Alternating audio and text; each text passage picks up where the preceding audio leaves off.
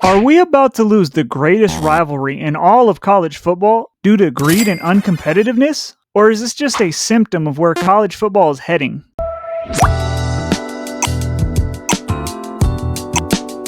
Hey, what's up, fellas? I know I'm a little late to this topic, but I wanted to wait and see if any actual news leaked out, and it wasn't just all speculation. But the further we get away from this topic, the more it seems likely that this game's probably not going to get renewed past the 2026 season. And that sucks ass, man. I think it's indicative of where this sport is going, where greed and egos will control it forever. Well, it's how it's always been. It just feels worse now. Like, come on, man, really? Are we really about to lose the Jeweled Shillelagh game? Man, first Bedlam, now this? Lincoln, it ain't looking good for you, my boy, that you're connected to both of these incidents. I really wanted college football to change, but the way it's changing is just embarrassing. These big conferences are using the playoff system as an excuse by convincing teams, by rewarding teams, I should say, that have easier schedules and cushy records. Don't get me started on the expansion. The minute we go to a 16-team playoff, it'll only get worse. Whether it's that 5-11 model everyone keeps talking about or a 5-5-5-1 model, whatever number combination you'd like to put out there is more than likely only going to help the SEC and Big Ten. Every other conference gets screwed hard, but that's a topic for another video or another time.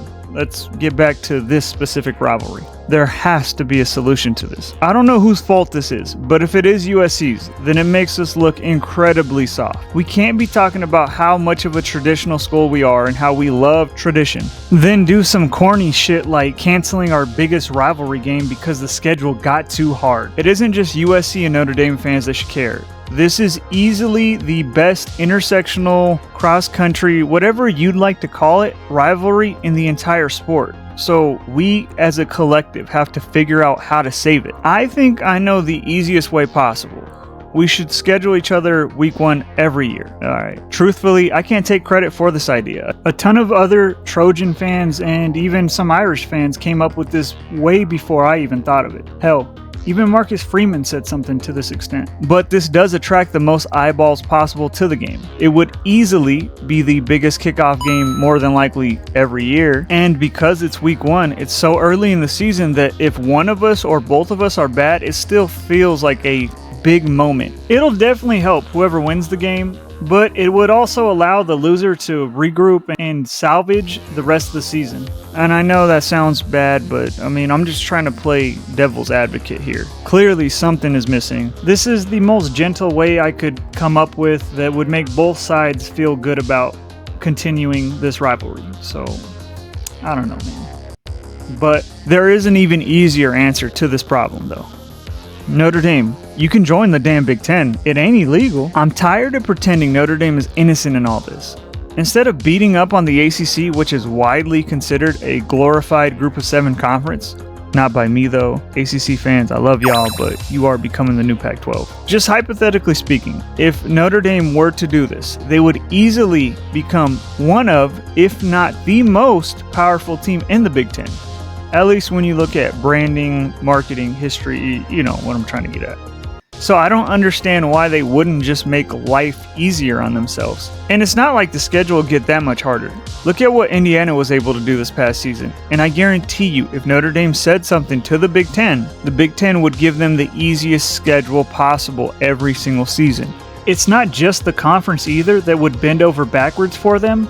The selection committee would love this. In their eyes, it would make their job so much easier. Like, I'm not kidding. I think if they were in the Big Ten, they could schedule Holy Cross 3 straight times in their non-con. And as long as they won 9 games, the committee would find a way to backdoor them in to the playoffs. My point is, this game means a lot to college football history. It was the first regular region versus region clash that had teams and players that weren't scared to play each other. Now, it seems like they're even scared to talk to each other, so lame. Personally, this is the very first team I was ever taught to hate. Yes, before the Chiefs, before the Bruins, before the Wolfpack. So there's a special place in my heart for this rivalry. The Golden Domers are and will forever be my number 1 hate watch team. Shout out to NIU, fellow Mountain West member. But I do respect the Irish. That's why it saddens me to know that they're probably not going to be on our schedule anymore past that 2026 season. Look, I hate to put out more of a depressing tone of video. I mean, given the fact that my teams are doing rather well right now, with USC landing 5-star Mark Bowman recently, which continues a trend of dominating the West in recruiting, or really just dominating college football the entire offseason. As for my UNLV Rebels, vibes in the city are at an all-time high for UNLV football. The Rebels are in a really good spot right now, being able to fend off poachers while also being able to pick up much needed depth in that spring portal window. But college football is depressing sometimes, especially when you got greed and egos that are actively trying to destroy the sport for no logical reason. It is what it is. It is what it is. On a positive note, before we get out of here, we are now under 90 days until the college football season officially kicks off.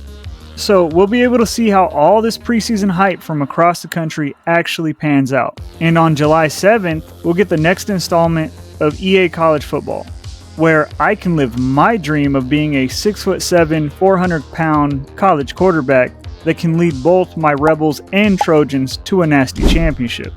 So despite the doom and gloom, we are about to enter college football heaven. Well, I think that's all I got for y'all today. If you made it this far, thank you. For real.